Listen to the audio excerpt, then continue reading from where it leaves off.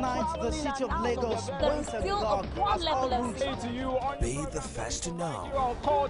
From the north, south, east, west, and around Africa, we break the news. One Nigeria. Now you can catch all the actions live as the news breaks. We are Core TV News. welcome to Core A TV. 24-hour news station.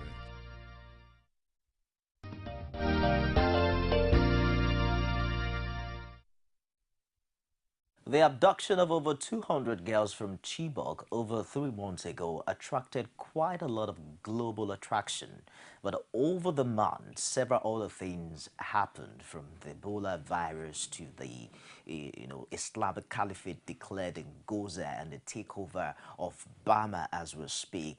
And unfortunately, there seems to be a dulling from the energy that started talking about these girls, all the way from when it happened to now.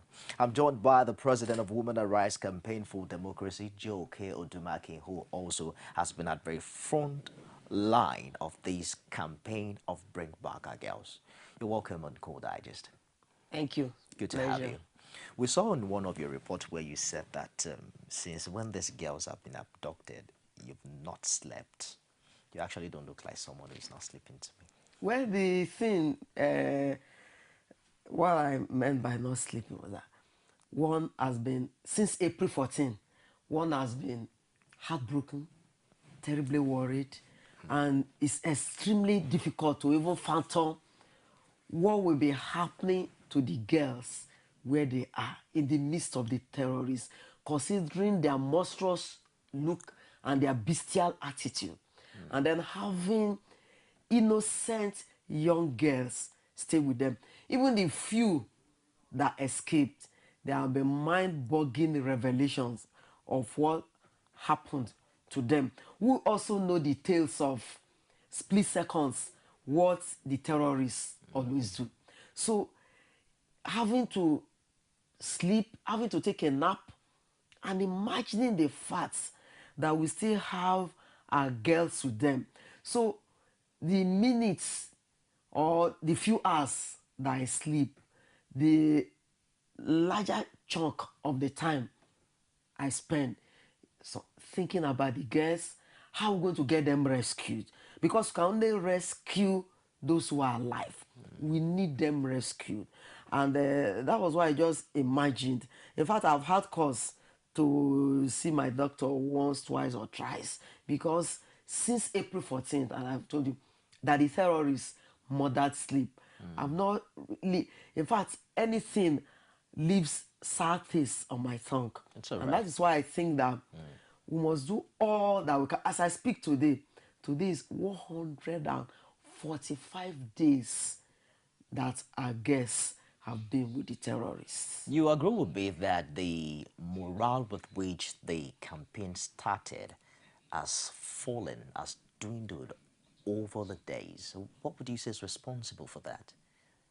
You know that in our own country, as events unfold, news no longer breaks, it rains.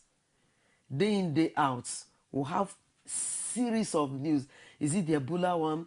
Is it the killing of our soldiers? Is it some of our soldiers escaping the takeover of barracks, or viewing clips of how people's limbs have been severed, how a woman was on a wheelbarrow pushing it, and after the bomb blast, her head was severed. So people keep talking about different things. But really, it's not that it has dwindled. But the thing is that the issue has been kept on the front burner. And there is the need for us to keep that issue on the front burner so that our girls are never forgotten. And I think that apart from having the girls back, rescuing them, we will also have arrangements when these girls are back. How would they be reabsorbed? Scholarship. So it's not that all hope is lost. Although one thinks of the fact that the rescue, they must painstakingly rescue the girls, because it's not going to do us any good. God forbid. I even hate to think of it. Imagine the fact that nobody will also want to fathom the fact that we want the girls, we want Sambisa to be bombed, and if the girls are alive or dead, we should bring them. No, we want them rescued. We want them alive. So we have to keep day in, day out, painfully, candidates. Day 1, day 2, day 2, day 3. As it gets to 140, and today 145. So it's not that it has dwindled, but we have a lot of things, you know, like the way the Ebola case is being tackled. You see that the rich also cry.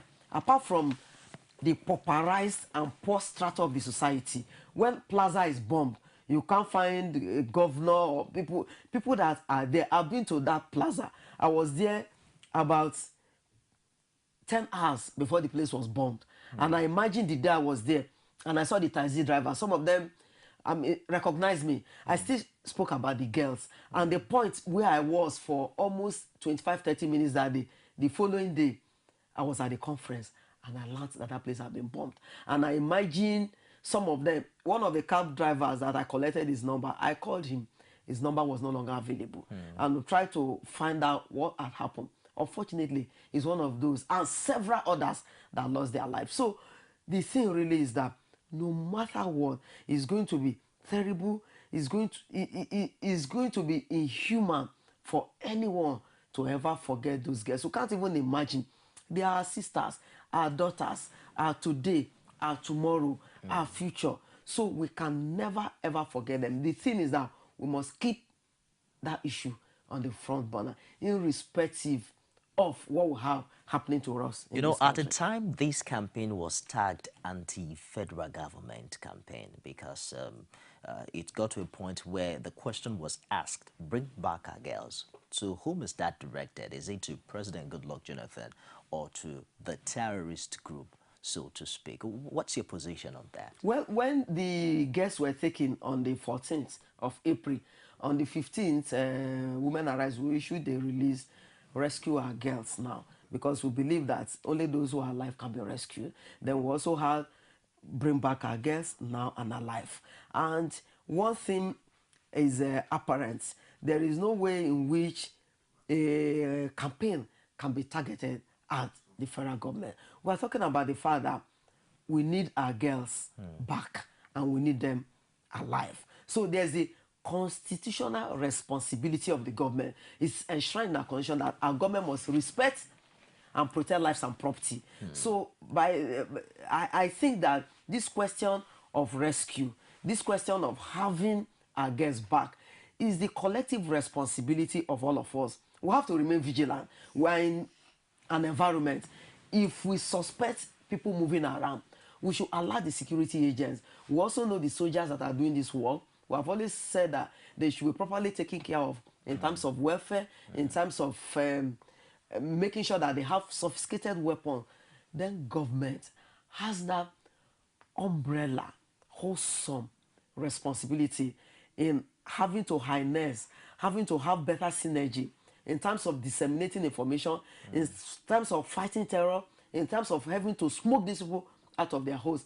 And citizens themselves will have helped to keep these issues on the front burner. Right. We're one of those who said we're going to Sambisa if these girls are not rescued. But that didn't happen. You guys didn't go to Sambisa. Yes, what really happened was that in going to Sambisa, we had to write the appropriate organ, the security apparatus, writing them, and they also feeling that we can't continue to jeopardize more lives. Okay. And there are things that we should do so that we don't unnecessarily heat up, everywhere. And we were reasonable enough. We did consider, because people were ready, and were ready in full force to go and storm. There was actually a lot of threats. You said you were going to go to Sambisa, you didn't go. There was a time you said you were going to walk naked too. We didn't hear anything about that. Yes, that one was during the rally we had April 12th.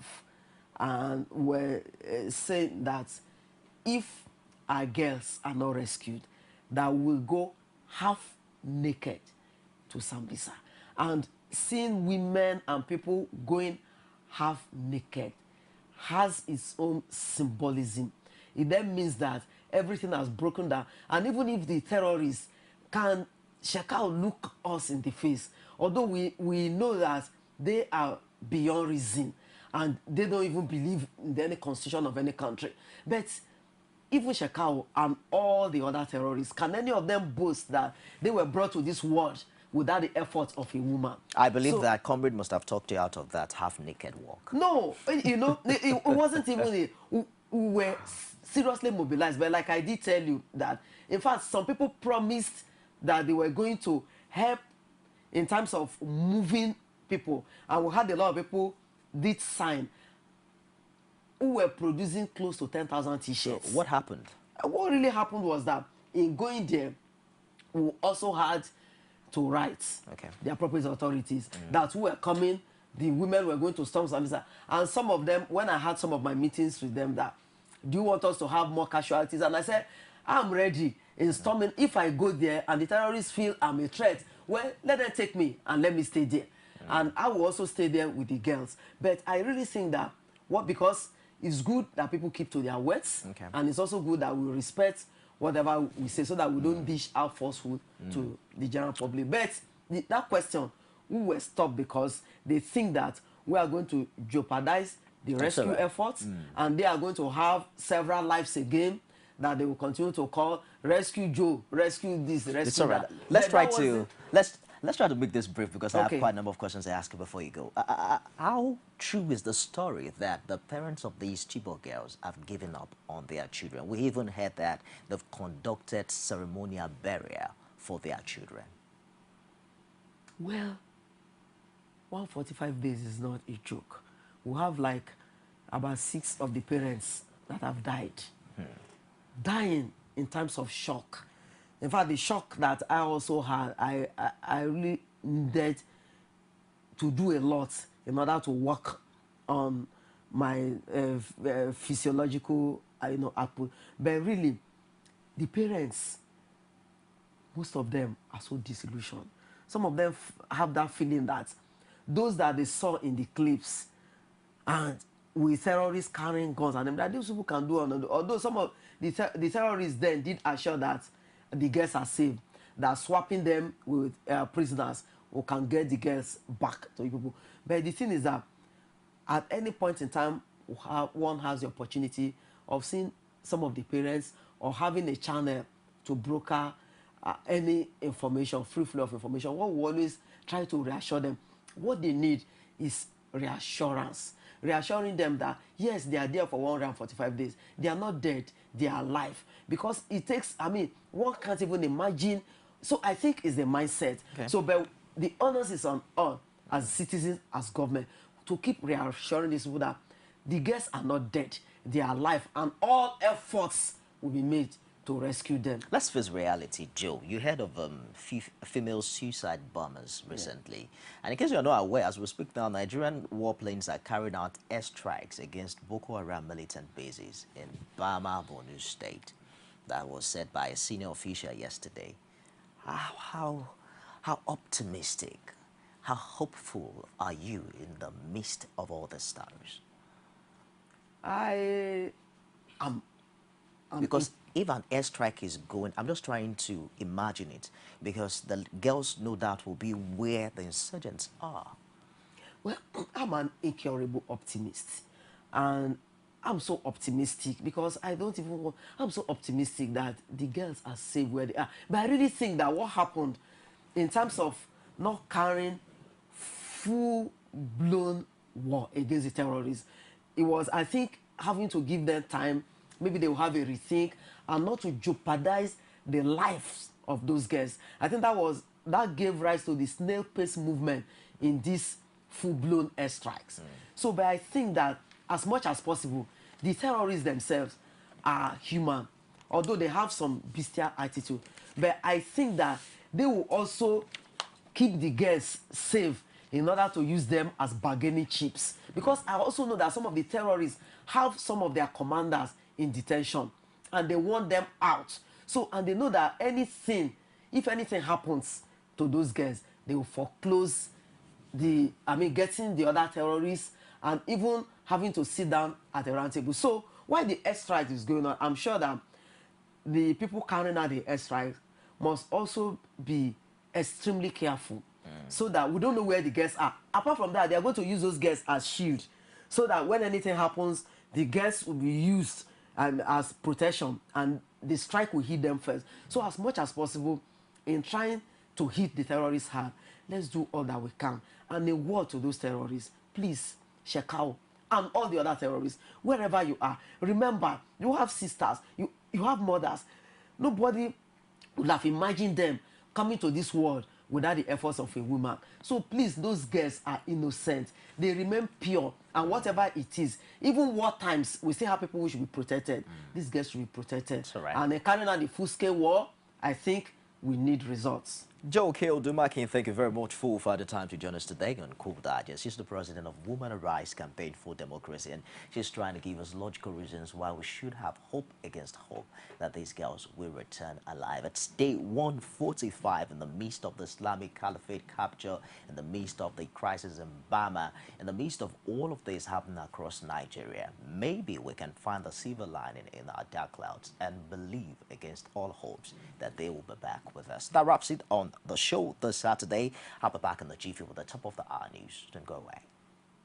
From time immemorial, women have birthed life, shaped character, and by extension, influenced the society. Moremi of Ife, Emoten of Benin, Queen Aminat of Zaria, all women of influence and power. Whether it's before election, after election.